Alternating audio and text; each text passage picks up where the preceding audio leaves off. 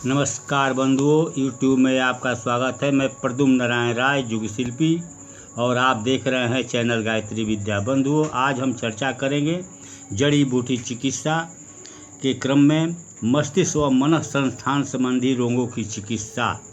मस्तिष्क व मन संस्थान संबंधी रोगों की चिकित्सा। बंधुओं, इससे पहले कि हम आगे बढ़ें, जिन लोगों ने मेरे इस चैनल को सब्सक्राइब नहीं किया है या फिर इस चैनल पर नए हैं तो कृपया इस चैनल को सब्सक्राइब करें और साथ ही बेल आइकन को प्रेस करें ताकि आपको समय समय नए नए वीडियो का नोटिफिकेशन आसानी से मिल सके। तो चलिए शुरू करते हैं गायत्री महामंत्र से। ओम भूर्भुवः स्वः तत्सवितुर्वरेण्यं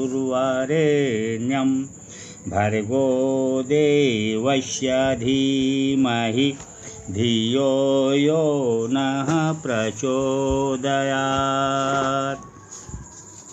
मस्तिष्क व मन संस्थान संबंधी रोगों की चिकित्सा के क्रम में दो शब्द मैं इस पर चर्चा करूंगा। आप लोग ध्यान से सुनेंगे, उसके बाद विस्तार से इसका वर्णन करूंगा। हमारी काया का संचालन तंत्र एक विलक्षण कंप्यूटर हमारा मस्तिष्क है। इसके रुग्ण होते ही सारे क्रियाकलाप अस्त व्यस्त हो जाते हैं। शरीर रोग तो उतनी अधिक हानि नहीं पहुंचाते जितनी कि मन संस्थान के रोग। मस्तिष्क के स्थूल अंग परक रोग ऑर्गेनिक कहलाते हैं। वह सूक्ष्म क्रिया संबंधी मनोविकार जिनकी मात्र प्रक्रिया दिखाई देती है। रोग का कोई प्रत्यक्ष रूप कहीं बैठा नहीं दिखाई देता। फंक्शनल या साइकिएट्रिक रोग कहलाते हैं। एक में व्यक्ति से संबंधित रोग आते हैं, दूसरे में व्यक्तित्व संबंधी। मस्तिष्क से जुड़े रोगों में अल्प मंदता, मानसिक विकास का रुक जाना, सेरिब्रल पाल्सी, मिर्गी और कंपन रोग, मस्तिष्क रक्तस्राव, brain tumours, meningitis, encephalitis, multiple sclerosis, metabolic brain disorders, deficiency disorders, cranial एवं पेरिफेरल न्यूराइटिस ये सुपरिचित रोग हैं।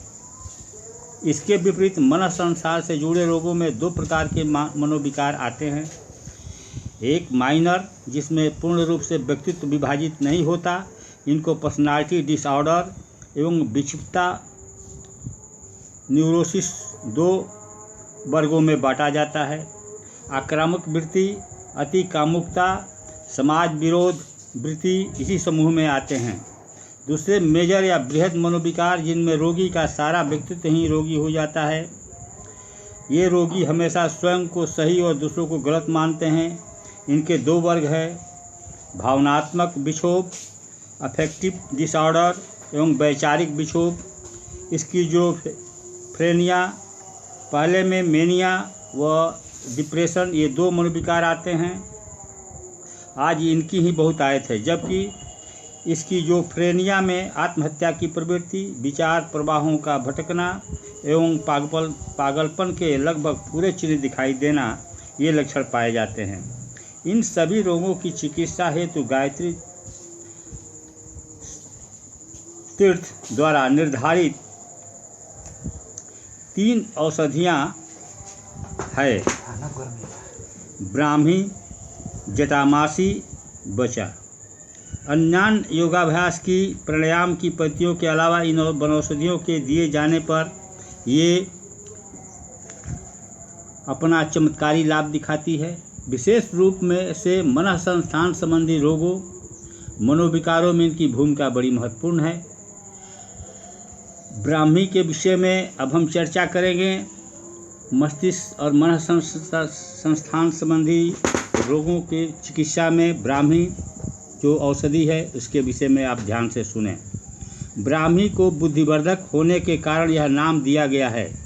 इसके अन्य नाम है एंड्री, नीर ब्राह्मी, बर्मी एवं बकोपा मोनियरा या हर्पेस्टिस मोनियरा। एक जैसी दिखते हुए गुण, धर्म और कर्म में ब्राह्मी और मंडूक पर्णी भिन्न भिन्न हैं। छोटे क्षुप्र के रूप में यह उत्तरी भारत में गंगा के दोनों किनारों पर 12 माह हरी पाई जाती है। नीले श्वेत पुष्प ग्रीष्म ऋतु में व फल बरसात में लगते हैं। सारा पंचांग ताजे कल्क रूप में या सुखाकर चूर्ण रूप में प्रयुक्त होता है। इसका छुप तीखा थोड़ा कड़वापन लिए होता है। उत्तरी भारत के अलावा यह सारे भारत में पानी से लगी भूमि में बिखरी पाई जा सकती है। इसमें ब्राह्मीण हर्पेस्टिन नामक 2 मुख्य एल्केलाइड पाए जाते हैं। ब्राह्मी को मेधावर्धक एवं मानस रोगों की एक अचूक औषधि माना गया है। इसे एक प्रकार का नर्व टॉनिक माना गया है। मस्तिष्क विकृति, नाड़ी संस्थान की दुर्बलता, मस्तिष्क की रक्तवाही नलिकाओं में थक्के जमने या रक्तस्राव होने की संभावना, सेरिब्रोवास्कुलर डिसीज की स्थिति में मिर्गी, उन्माद, एमनेजिया, स्मृति का समाप्त होना में इसका प्रयोग अत्यंत लाभकारी है। चिंता, अवसाद, घबराहट, एंजाइटिस, न्यूरोसिस, हिस्टीरिया जैसे मनोविकारों या मनोशारीरिक रोगों में भी इसके 1 सप्ताह के सेवन से लाभ होने लगता है। सिर का दर्द यदि किसी आंतरिक कारण से है तो वह ब्राह्मी तेल के प्रयोग से ठीक हो जाता है। वस्तुतः ब्राह्मी के घटक स्नायु कोषों को उत्तेजित करते हैं, मस्तिष्क में प्रचुर मात्रा में रक्त पहुंचाते एवं सीधे हाइपोथैलेमस लिम्बिक सिस्टम पर प्रभाव डालते हैं। इसी नाते यह मनोविकारों के ज्वर में भी लाभकारी है। साधना में ब्राह्मी प्रयोग से एकाग्रता बढ़ती है एवं मनवांछित सफलता मिलती है। वैज्ञानिक प्रयोग भी प्रमाणित करते हैं कि ब्राह्मी संघटक न्यूरोकेमिकल्स के स्राव को बढ़ाकर मस्तिष्कीय कार्य क्षमता में वृद्धि करते हैं। ताज़ा सोरस 1.5 से 2.5 चम्मच एवं पंचांग चूर्ण 4 से 5 ग्राम तक प्रयोग करते हैं। यह सरस्वती पंचक अन्न घटक है। शंख पुष्पी, शतावर, बच एवं गोरखमुंडी का एक महत्वपूर्ण घटक है। अन्य औषधियों यथा अमृता, जटामासी, गिलोय, अश्वगंधा, ज्योतिषमती आदि में से किसी एक या अधिक के साथ मिलकर यह और भी अधिक प्रभावशाली हो जाती है। इसका अनुपान मधु, दुग्ध, जल या मिश्री हो सकता है। अब मस्तिष्क और मनस संस्थान संबंधी रोगों में दूसरा औषधि जटामासी के विषय में हम चर्चा करेंगे। आप ध्यान से सुनेंगे।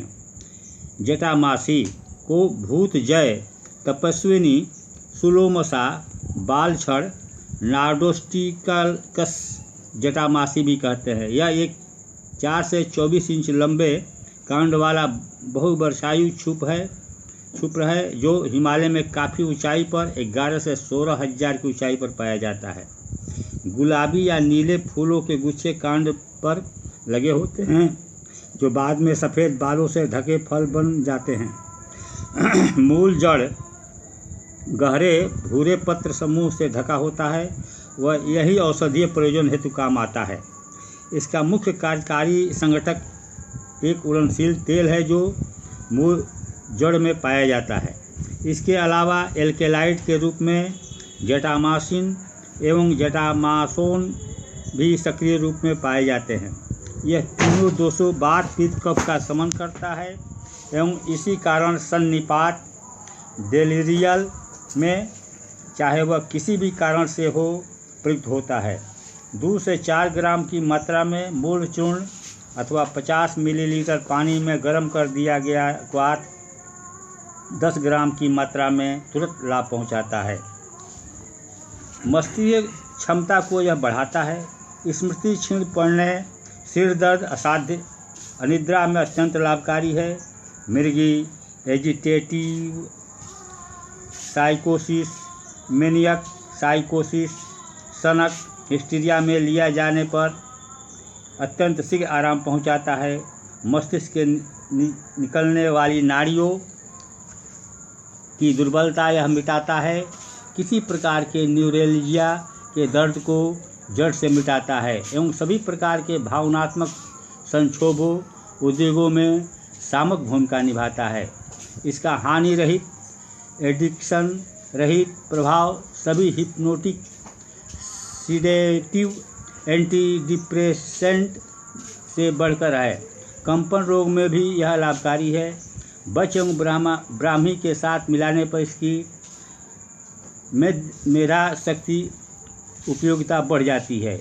अपने हृदय पर दबाव कम पड़ने वाली तथा गुर्दों पर मूत्रल प्रभाव वाली क्षमता के कारण यह स्ट्रेस, मानसिक तनाव जन्य रक्त भाराधिक्य, हाई ब्लड प्रेशर को कम करता है एवं किसी प्रकार के मस्तिष्क पर अहितकर प्रभाव की संभावना कम करता है।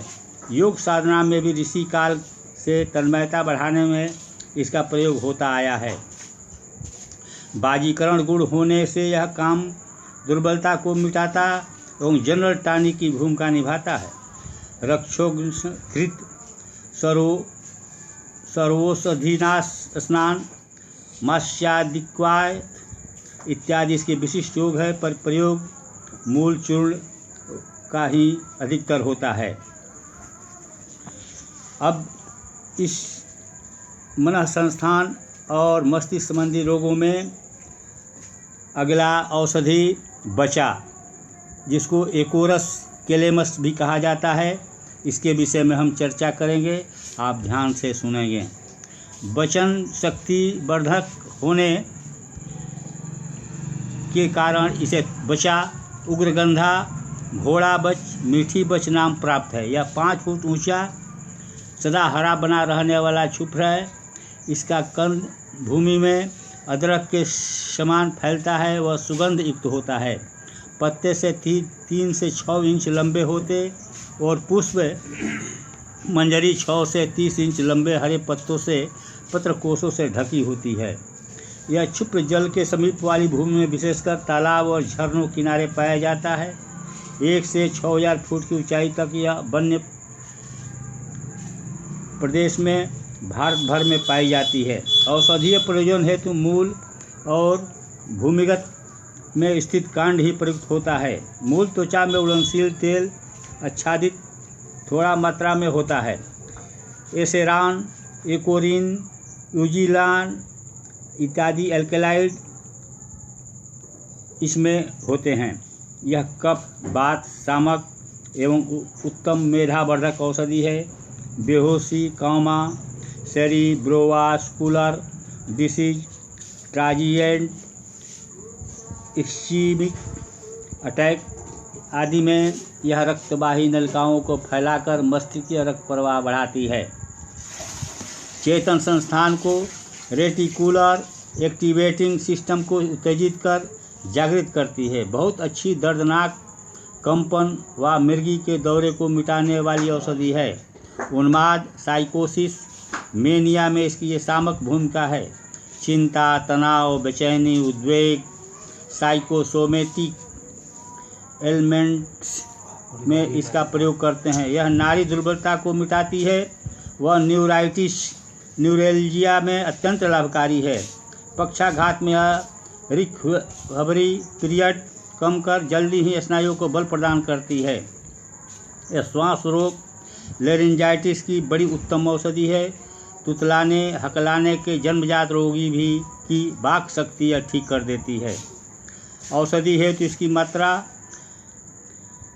0.5 से 1 ग्राम चूर्ण या 25 से 50 सीसी ताज़ा सोरस है।